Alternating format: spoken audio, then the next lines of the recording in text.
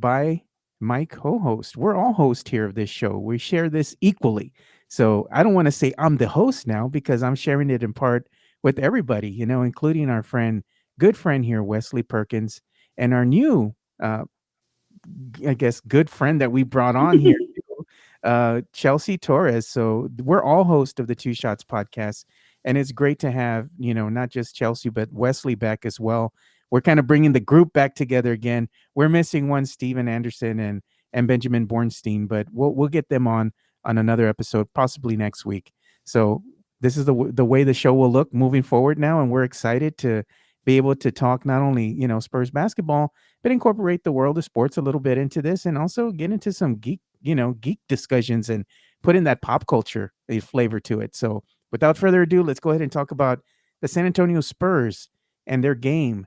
With one DeMar DeRozan back, the Spurs look great, against the Pelicans, and they beat them by a final score of 117 to 114. While the game was a lot closer than I'd like, especially during that fourth quarter, they kind of let the Pelicans back into it, and it was kind of a little nail biter there. You were hoping that they would close them out. Sure enough, they did. But DeMar DeRozan back, after the passing of his father, he put up 32 points in 38 minutes and 23 seconds that he played. He had 2 steals, he had 11 assists, and he had a rebound. So, I mean, all in all, you loved what you saw out of DeMar DeRozan and his game back with the San Antonio Spurs. And he's looking every bit as the all-star that he is, even though he did get snubbed. And you know what? I want him to play with this chip on his shoulder because he was, before the season started, the 82nd best player in the league out of 100 per ESPN. So you know what? ESPN is looking foolish right now because DeMar DeRozan is making them eat crow. So keep it up, DeMar. We're rooting for you. So let's go ahead and start with you, Chelsea. What did you think about the Spurs winning against the Pelicans and the play of one DeMar DeRozan? Okay, well, let me just say this first. I have not been able to keep up with every single Spurs game, okay? So don't judge me at all for everything that I have to say. But through and through Spurs fan, right? And I keep up on social media. So after last night's game, I feel like going against the Pelicans, Zion Williams, that's a great game to win, especially for DeMar coming off this what do you want to call it? I mean, this little time off, for personal reasons.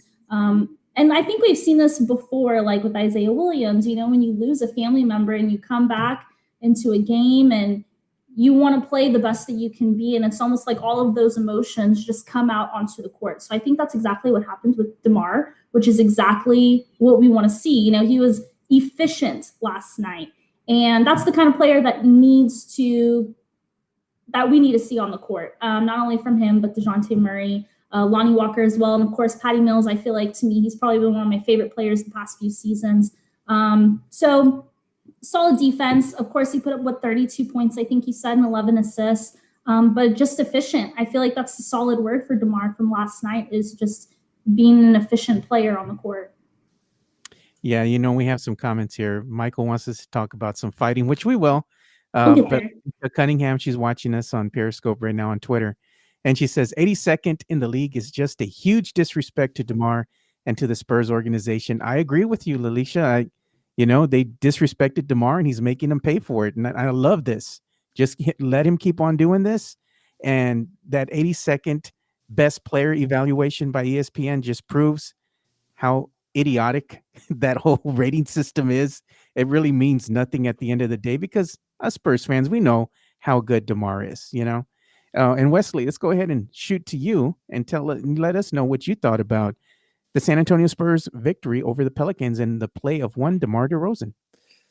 Well, first of all, it's nice to see him back with the team, and certainly condolences to his family and going through a rough time right now with the loss of his father. But especially also too, it's the first time back after this snub has occurred, and you mentioned that too. And I don't think in DeRozan's play, I don't think it's going to make all that big of a difference. He played the same steady game that we've seen him throughout the season, which is why that ranking looks even more asinine because, his playmaking ability for this team, and we saw it even into last year, Joe, with the bubble, has just continued. This style of play really suits him, and we're seeing his best version, I think, of his career, not just with the Spurs. But last night, I felt like this was as good a win as you could ever have down 5 players, and 4 of them that are in the rotation on a nightly, basis.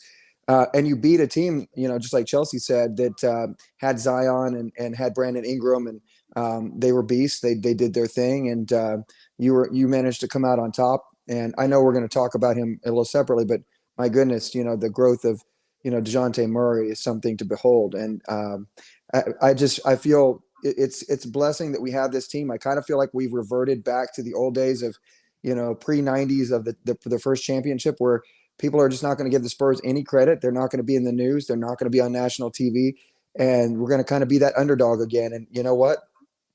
So what? We know what we have in this team, this young team, and it's a lot of fun to watch. And I think last night's game just showed another great team win that just showcased a lot of everybody just coming together and playing consistently on both ends of the floor. Yeah, just wanted to give a quick shout out to everybody who's watching. Chris Veronica Medina from Facebook, and Michael De Leon's joining us on Facebook. John Williams, shout out to you joining us on Facebook, and Jason Garcia, along with David Awater, joining us from Facebook. John Williams had a comment that he put here. He said, DeMar passed the legendary Boston Celtics Bob Cousy for points scored. And Jason says, Spurs thrive with DeMar. He says, I still say Aldridge must be traded if he cannot conform to coming off the bench. Okay. David says, ESPN was smoking a bag with that rating. I agree with you, David. He says Spurs defense is much better this year. He loves the 17-12 record. I like it as well. And Jason says, if the Spurs can go into the second round with a 7-game set, that will say what a great job this team has done this season. And Michael says, DJ's confidence is growing every game. I find it humorous that people in some Spurs groups on Facebook call him a G League point guard. Ouch. There is That's that insulting. there's some fan faithful out there that like to just lay into one, not only Derek White, but they lay into DeJounte Murray. They have nasty things to say about Luka Samanic, and it goes on and on. Spurs Twitter is a mixed bag at times. It can be a nexus of negativity, but also, Spurs fans come together when somebody has something bad to say about the team and then just go and light them up. So it has its good and its bads. But let's go ahead and talk not only about, DeMar DeRozan and the Spurs and, how they look good in this game back against the Pelicans, because now they're starting to get back to full strength because they have one of their better players in the lineup. But what can we say about one LaMarcus Aldridge? I don't know if this role is going to be the norm for him moving forward, coming off the bench. But I got to tell you guys, it's working, and he's looking better. That's the thing. Paul Garcia, our counterpart here from Project Spurs, he had tweeted out something. Excuse me. He put, in 2 games off the bench, well, 6 per game, he says. Excuse me. I'm sorry. He's post-ups is what he's talking about. He's talking about post-ups per game as a starter. LaMarcus Aldridge had 3.5 per game. In the 2 games coming off the bench, he's had 6 per game. So he's doubled his post-up moves. And he's put still a small sample size, but he's getting more chances to post off the bench. And with that, more attempts at the free throw line. This helps that second unit. And I just like the balance that it brings, having LaMarcus Aldridge coming off that bench, kind of being that anchor for that second unit as far as the go-to guy. I think it takes a lot of pressure off, Rudy Gay takes a lot of pressure off of Patty Mills, because then they can just feed LaMarcus Aldridge, and then they can get in better positions to score as well. So I think it helps everybody in that second unit. I hope this is the norm, and let's see how willing LaMarcus Aldridge will be to be coming off the bench, but I like the adjustment. I think it needs to be the norm going forward. Chelsea, what do you think? Yeah, no, I agree with that. I think it's a whole new wave of energy coming off the bench, and that's something that the Spurs need, especially coming into the second half. I'm curious, has he mentioned, has anybody asked him, have we heard, like, if how he kind of feels about this, or what has Pop even said about LaMarcus coming off the bench now and kind of having this new quote unquote role, if that's what we want to call it? He said it was something that he was going to have to adjust to. He was going to have to get used to this, because he's used to being a starter, Right, and the main guy. Yeah. yeah. And at this juncture, him having to go ahead and come off the bench, it's going to be a change for him. He's going to have to get used to that. But I think he knows as well that him coming off the bench is going to be the best fit for the team moving forward to give them the chance to win games, because it does give them that balance. It's like you have a starting five, right? Which we know already. But then the second unit, it's just as good as well, So you want this kind of balance here to keep you in games. If you're coming from behind, maybe the second unit can get something going if the first unit is struggling, and vice versa. So I just love the balance. I think it should be the norm going forward. It's going to take them a little bit of time getting used to everything, like any adjustment, when you're used to something for so long. But I think if he can go ahead and get accustomed to his role, it's going to be beneficial for not just him, but for the team moving forward. And look at, man, let's be honest, Chelsea. If we could have the great Manu Ginobili, who could be a starter anywhere he wanted to be, but he chose to be with the Spurs. The Spurs loved him, and he embraced that role coming off the bench. If LaMarcus can do the same thing, I think this is going to be the team's best chances to move forward with the winning tradition that we're used to, and also possibly, getting us into that postseason, and let's see what happens. So Well, I think you're right. And actually, Frank Ramirez, I see his little comment. It says LA just has up and down games, but still too soft. And if there's one thing about LaMarcus Aldridge that I've always thought, it's the fact that he is too soft. Like, I just want to see him out there with his big old body. Just be aggressive, be more aggressive on the court, be more aggressive in the paint. That's what we're looking for. And so maybe this new role coming into that second unit, coming off the bench, maybe it's kind of like I don't know, you see your team playing for so long, it's like, okay, when am I going to get in? When am I going to get in to help? And maybe that's why when he finally comes off the bench, he's ready to explode. I hope that works the way that it's been working the past 2 games. So Chelsea is a fan of LaMarcus coming off the bench. I'm okay with that for now. Giving it her stamp of approval. All right. Let's go to you, Wesley. Wesley, what do you think? Do you think this change from LaMarcus coming off the bench is going to be conducive to the Spurs winning culture? Ooh, okay. I don't disagree, Chelsea or Joe, for that matter. What I think that is going to be the significant problem is I don't know that I trust LaMarcus adopting this role and accepting this role yet.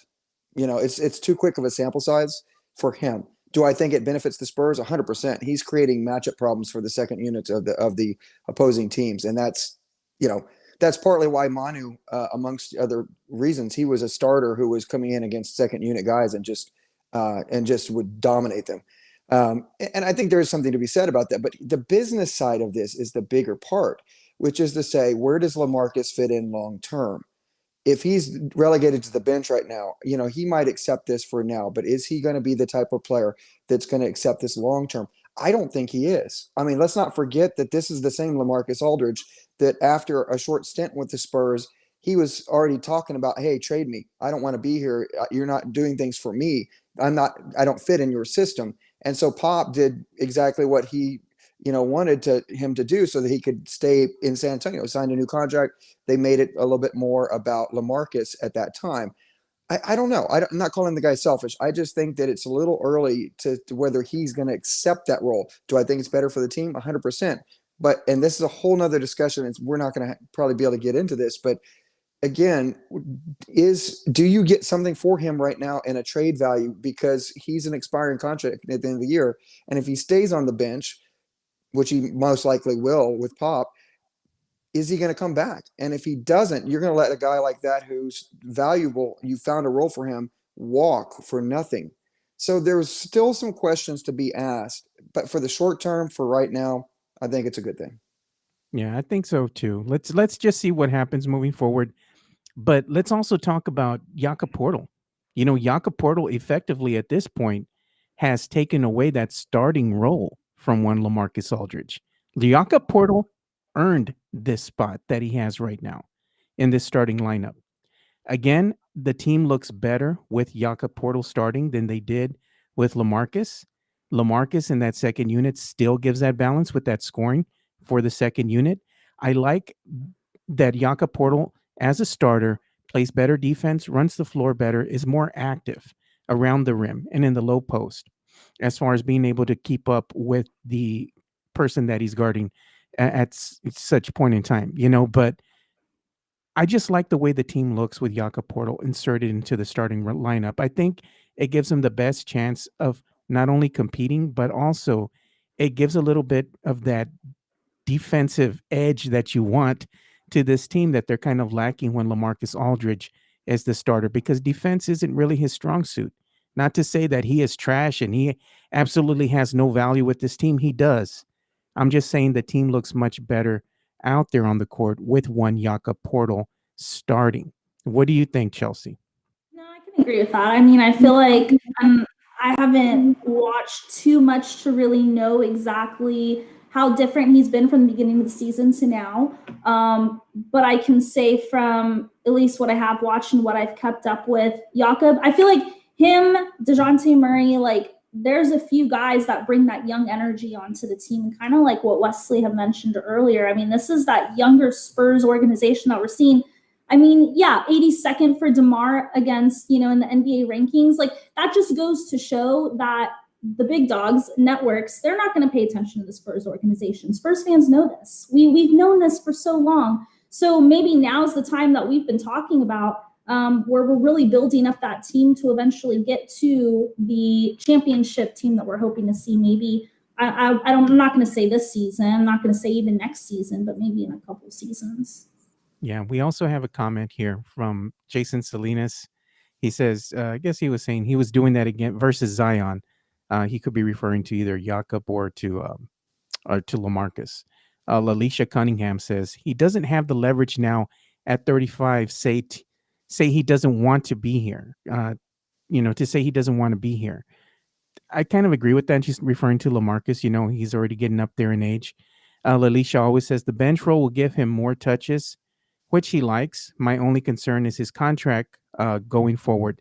He is in the last year of his contract. If he accepts the bench role, again, that'll be conducive to the Spurs winning. If he doesn't like the bench role and wants to seek, a starting position with another team, he can feel free to leave and do so. And the Spurs aren't really losing anything at that point. There's no need to panic and make a bad trade is what I'm saying. You don't need to go out there and just get somebody for LaMarcus right now and then you're giving away your future on a win now mentality. That is horrible because it's going to have ramifications that we are going to pay for the next 3 to 4 seasons. And that's what we don't want to do. David says we better re-sign DeMar DeRozan. He's been a beast with this team. I agree. I would rather have, if you give me a choice, do you want DeMar or do you want LMA? I would rather have DeMar. Think he is playing at a higher level. He brings a lot to this team, so he's a crucial piece. And maybe the big signing that the Spurs need to make in the offseason is just re-signing DeMar DeRozan. That's it. That's the big, the blockbuster deal they're going to make in the offseason. Just re-sign the guy. That's all you got to do. All the pieces you have now are looking decent. Just leave things as is. So, Wesley, what do you got to say here? Well, first of all, before I get to Jakob, I just want to say this about the comment about LaMarcus. It's okay if he walks, and you're right, Joe. He's not. I think they're building the team around the younger guys, in particular Jakob Poeltl, at that center position, and also even a Drew Eubanks, who's shown some flashes and whatnot. But let's be real. To Chelsea's comment a minute ago, 2 years away from a title contending team, what they're really missing right now is a do everything type of big. One that can shoot the three, one that can stretch the floor, one that's a tenacious shot blocker. And those are very rare. We see it very rarely, and we know that they're generational. And really the only way that you're either going to get that is through, some kind of packaged, sign and trade kind of deal to get a lottery pick. Because let's be honest, the 2021 lottery is thick. It's very big. It's got a lot of really good young bigs. Even in the second round too, Wesley. Yes. And see, that's the thing, is that you can get good value. And so, Joe, I agree with you on that. I think that if he walks, it's not necessarily that you're losing something. You just have to be very careful about what you're planning to do going forward. And of course, we know the Spurs will do that. Quickly about Jakob, I'll say this. I think that his tenaciousness on defense, he's so overlooked, and he should be an all NBA defender. There's no doubt about it. I mean, other than Rudy Gobert, I think he's probably the second best defending big in the league right now. And I think that part of that just again, it's not going to get as much recognition as it needs to, but you look at his statistics per possession. on the defense and his defensive rating, and it's astronomical. And the team is benefiting from that in such a big degree. The biggest question going forward with Jakob is on the offensive end. He's become a little bit better, a little bit more reliable. The thing that he still doesn't do a lot is he still doesn't finish in the lane the way he needs to at You times. mean dunk the ball, Jakob? That and I mean, Joe, quite honestly, against OKC, and of course they were rusty. He didn't finish a couple of layups that would have won the game. And also there's the fact that his free throw shooting is abysmal. So there is some liability there that he's still got to correct. But I think he absolutely has deserved the role, and he's really thriving in the role as the starter. Yeah, I think so too. But we'll see what happens, what Coach Pop decides to do moving forward. This could be a temporary thing until Coach Pop says this is the norm. From now on, we're moving forward with, Jakob Portal in the starting lineup and LaMarcus Aldridge coming off the bench. I'm not going to believe it until it comes out of Coach Pop's mouth, So who knows? He might never say anything, Hey, we're just moving forward with it, and I don't need to say anything about it. That would be a very Pop thing to do too, So we'll find out. But let's move forward here, and let's Wesley and Chelsea. Let's go ahead and talk about one DeJounte Murray. DeJounte Murray. He's been one of these enigmas. He's been hurt, last season coming off injury, was starting to hit his groove, really get things going. And then all of a sudden, we have this COVID-19 hit, the pandemic hits, and then DeJounte looked great again, in bubble play. Season starts again quickly. DeJounte has to be ready to go. Didn't look too good in preseason play, but I got to tell you, as soon as you started game one of the regular season, he just flipped a switch and he started coming into his own. Ever since then, you've seen the evolution of DeJounte's game. It's gone up. It's evolved. He's looking every much like the point guard the San Antonio Spurs fans have wanted. So you can't say enough good things about one DeJounte Murray and his play this season. If you're a true Spurs fan, you're going to get hyped for the evolution of one DeJounte Murray. This is what you've been wanting. Chelsea, let us know, what are your thoughts on DeJounte this season? Joe, the reason why Spurs fans are getting hype on DeJounte Murray is because he's playing Spurs basketball the way that we like to see Spurs basketball played. He's playing selfless ball. He's so energetic on the court. He's getting those rebounds and blocks. And I mean, he not only that, but just the assists also. I mean, he can play everything that we need him to on the court, and he's young. There's still so much to teach him, and he's still wanting to learn. And again, it goes back to that energy that he has on the court. I feel like he personifies Spurs basketball perfectly right now, more than anybody else probably on the team. Yeah, Thomas Vega also said Murray's playing with confidence. He has a point, Chelsea. He has been playing with a lot of confidence. He's believing in that injured knee that he had. It's not bothering him. He doesn't show any hesitancy. Oh, I'm going to hurt my knee again. No, he believes in the injury has healed 100%, and it's showing. His confidence is just growing by leaps and bounds. He's really right now coming into his own.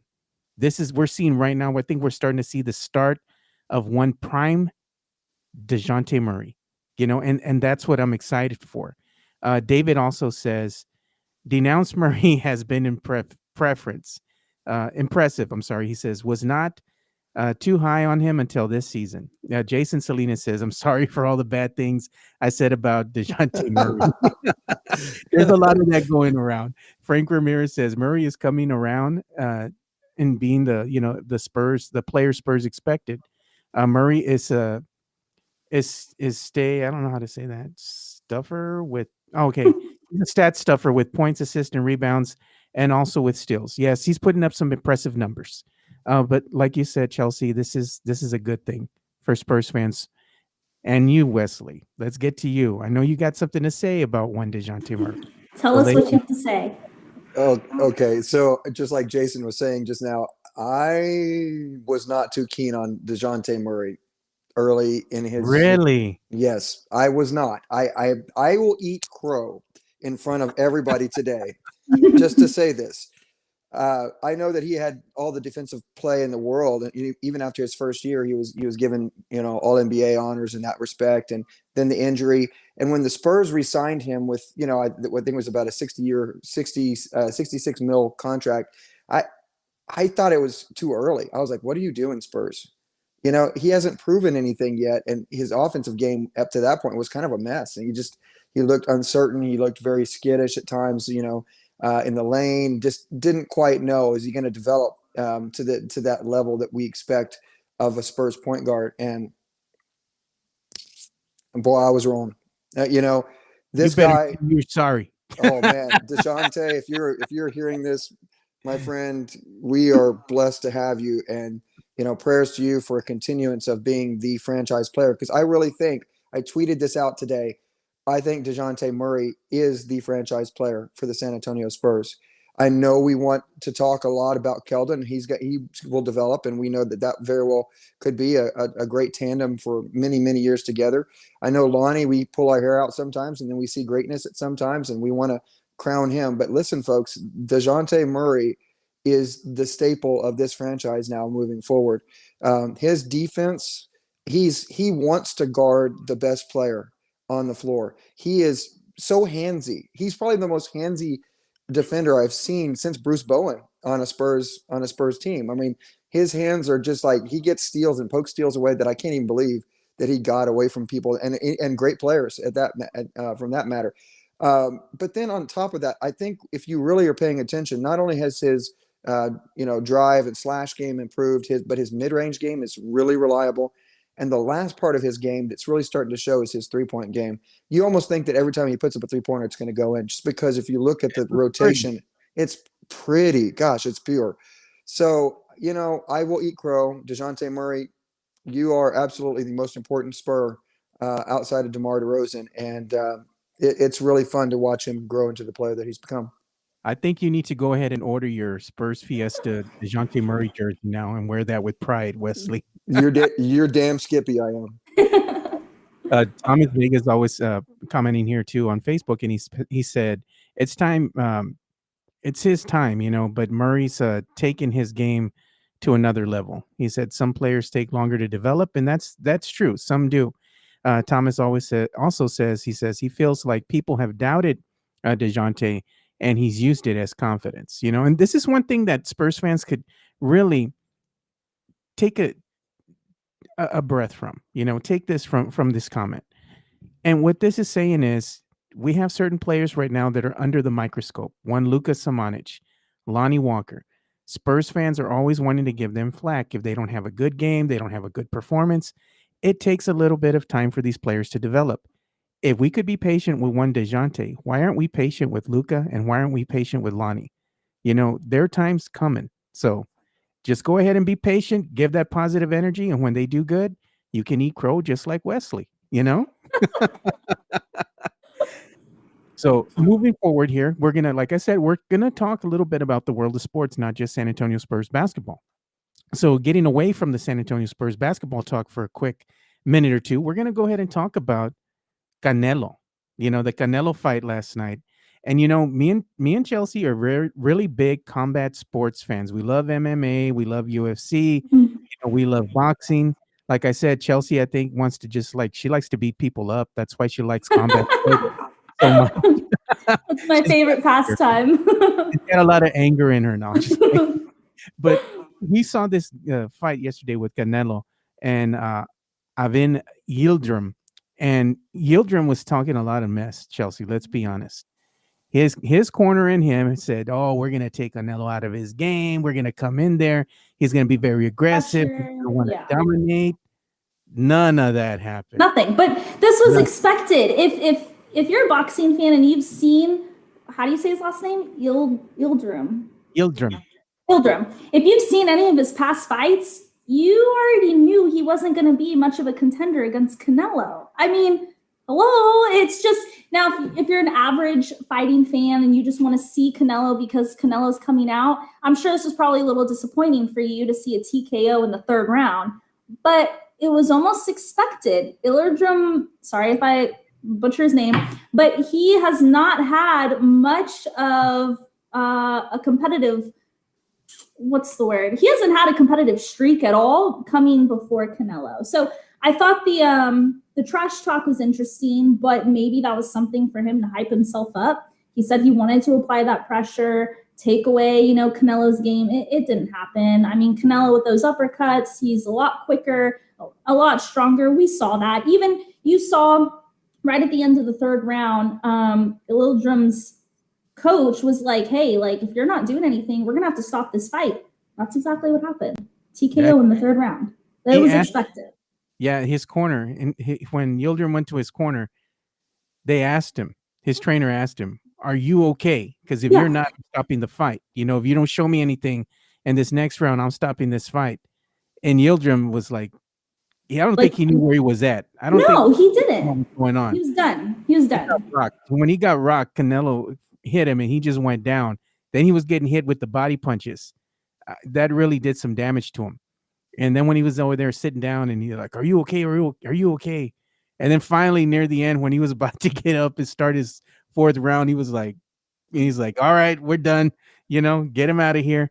But that fight shouldn't even have happened. I mean, it's a mandatory fight. It's boxing. It's mandatory, but I mean, at least put some people that are going to give you some competition in there with Canelo. I think at this point, Canelo going with the zone at this point is detrimental to his career, because if you want to be talked about as one of the best Mexican fighters of all time, you got to fight the best. You can't be fighting scrubs.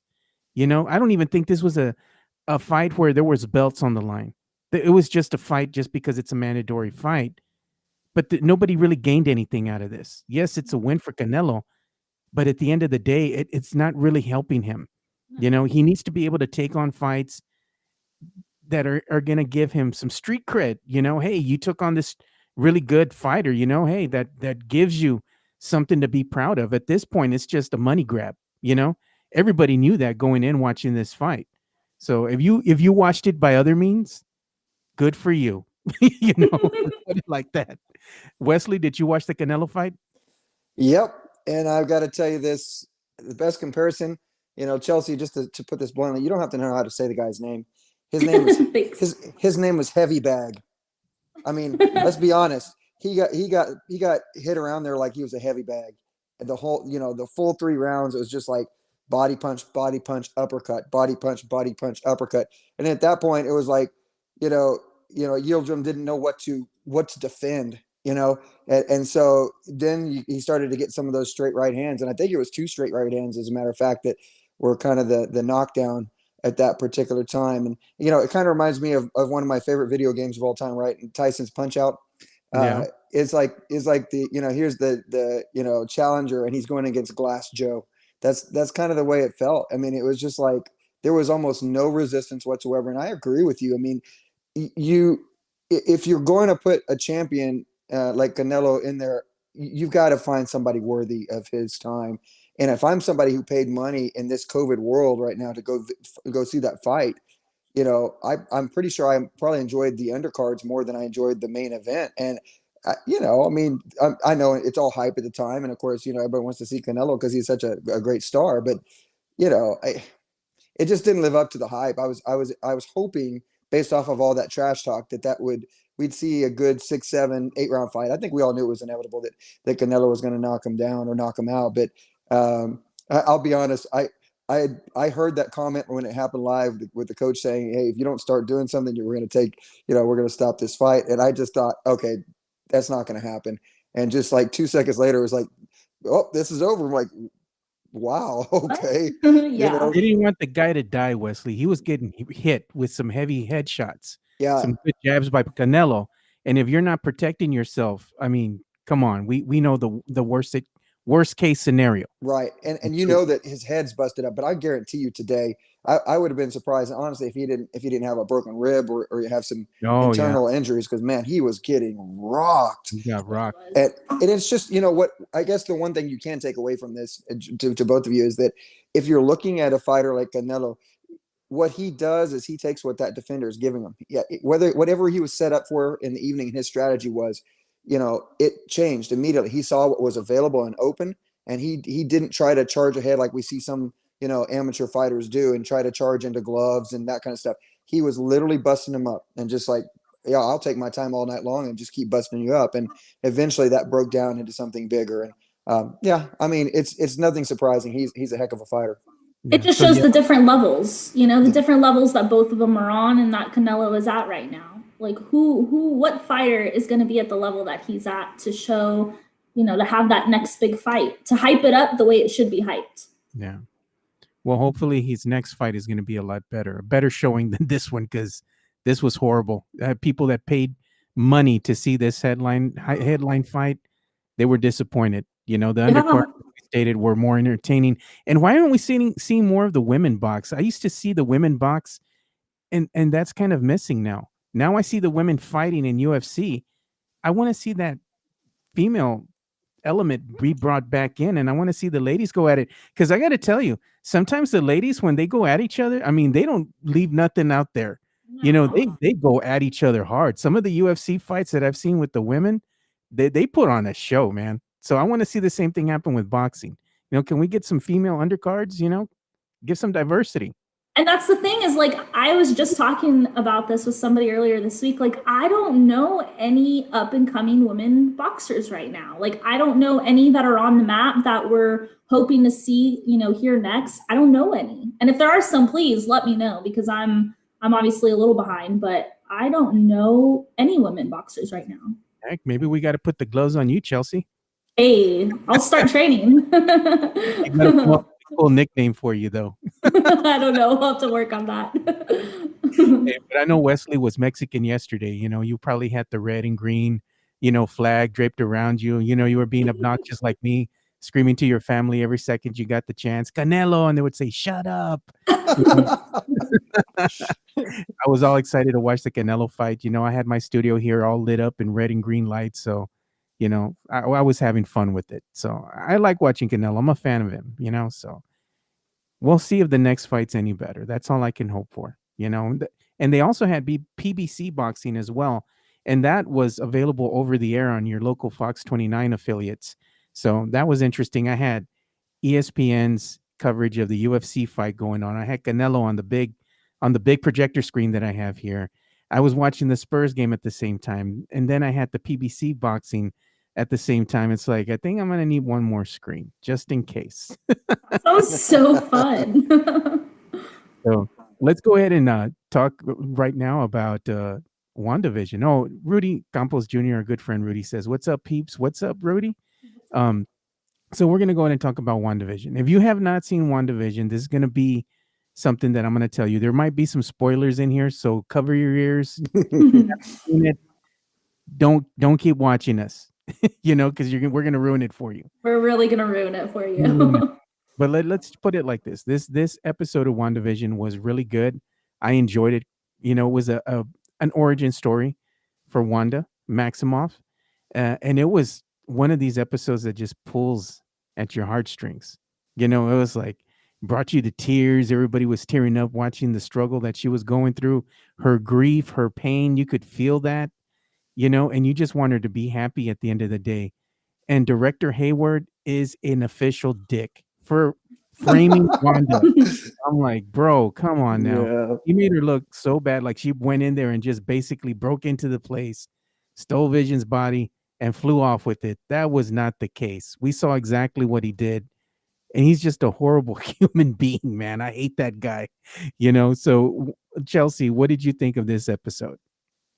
So I'm happy about this episode because it really showed me everything about WandaVision that I didn't know, or Wanda that I didn't know. I had no idea, except when I talked to you, Joe, like I had no idea about her past life, how she became Wanda.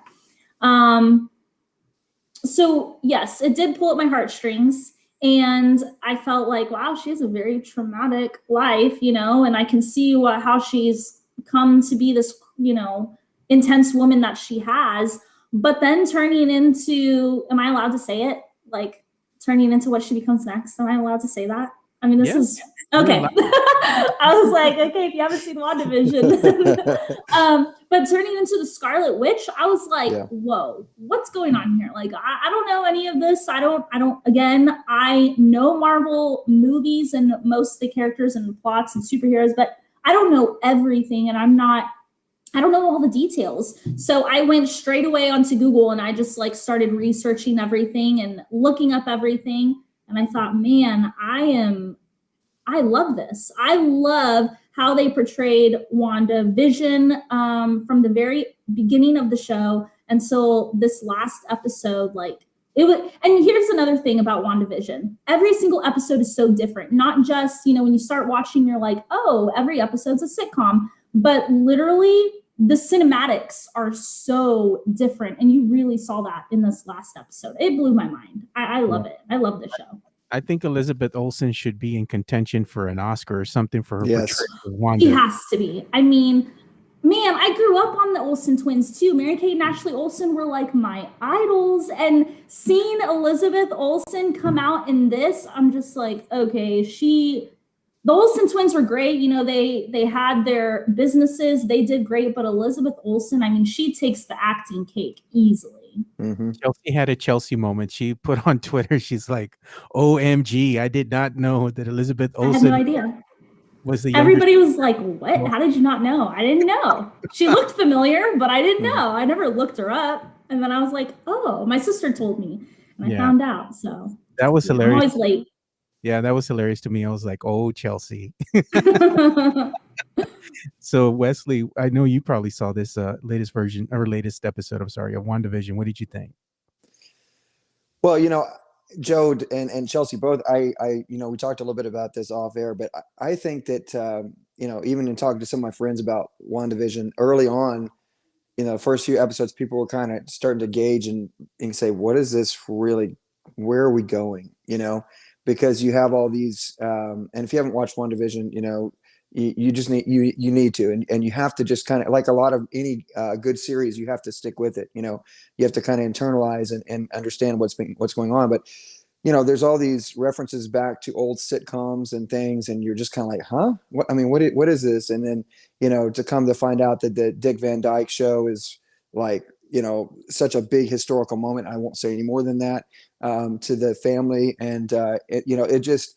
It like Joe said, it tears at your heartstrings. It's one of those things that you start to understand why Wanda has had such a tough life and why she's become distrusting of so many, and it's been so hard to kind of to crack her psyche a bit, and at the same time she has this kind of proverbial safe place that she has to reside, and I think that one of the things that I thought of immediately was that this is the new wave of how Hollywood can really go forward.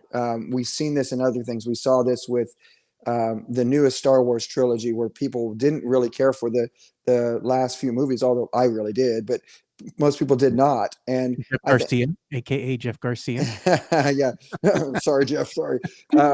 But I think part of it is just because there were so many holes in storylines. You just had monumental places where, even in Endgame, if you think back to Avengers Endgame, where the Hulk, all of a sudden he's able to kind of control some things and do some things with the two sides, the Hulk and Banner, that we hadn't seen prior. And you go, how did that happen? And there's just unanswered questions. Whereas I feel like with WandaVision, kind of to what Chelsea was talking about, you're getting a storyline that's adding up. And this last one in particular is such a great, it's almost like, to me, like you've got, you're going along to chapters, and now you've gotten to like the chapter exam. And this is now where you start to see everything brought together and to review what it all kind of means going forward. And it's brilliant.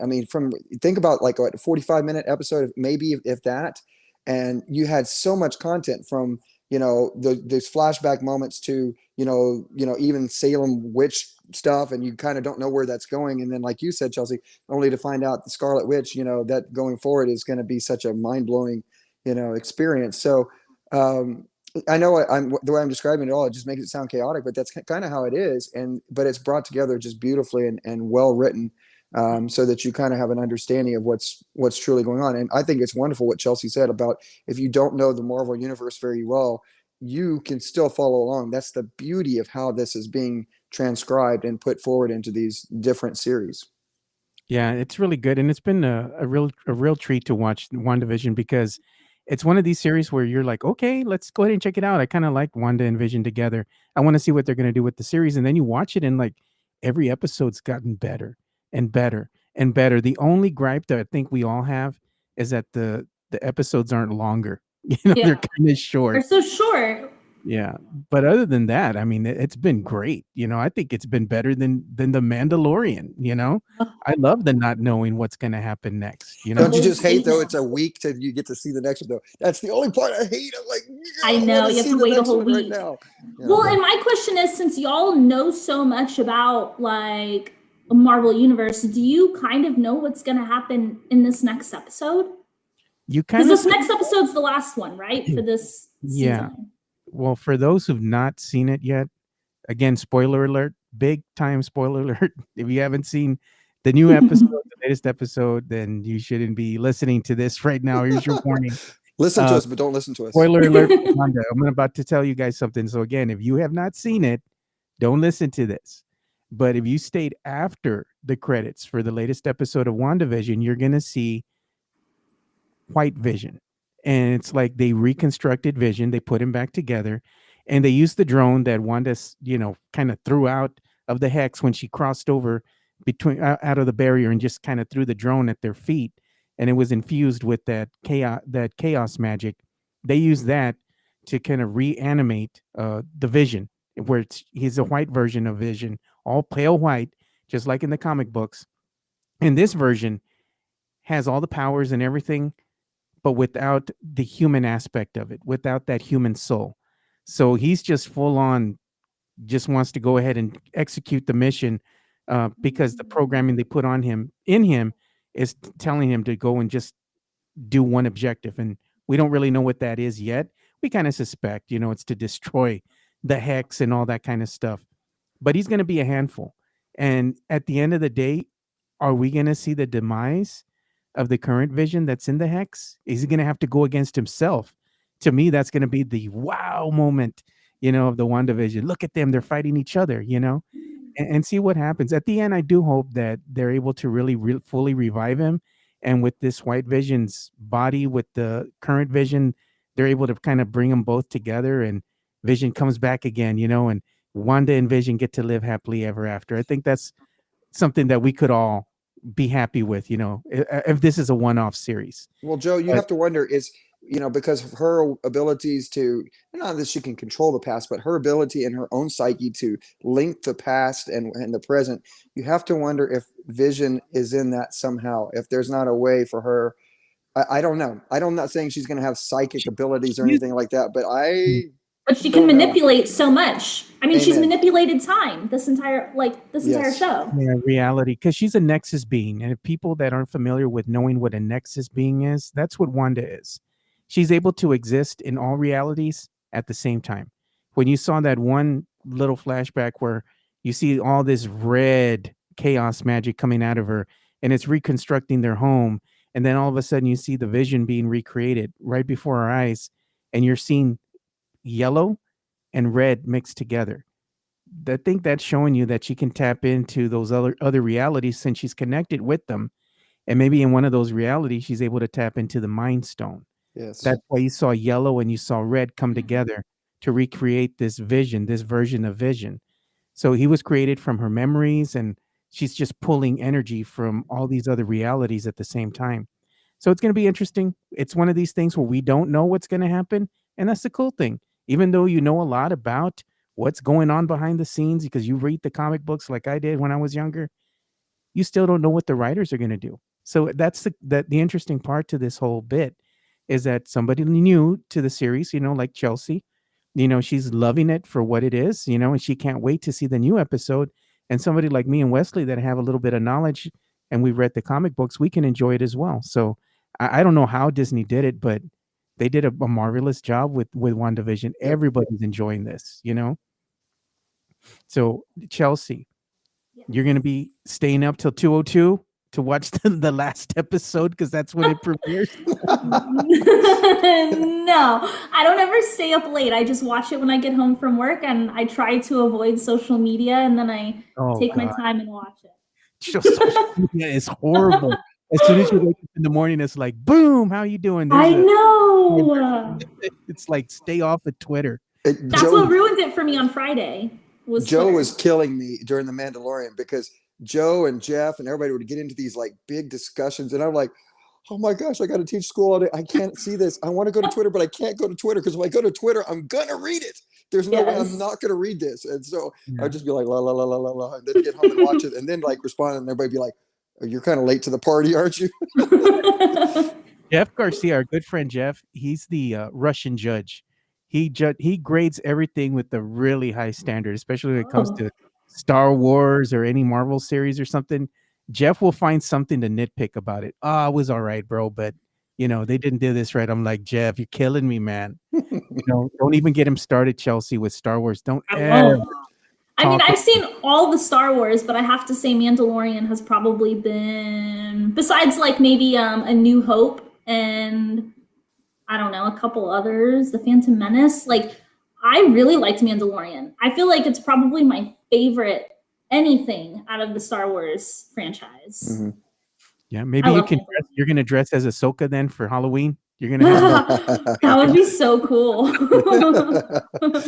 That would be cool. We all dress up. And she's going to have her own show coming out too.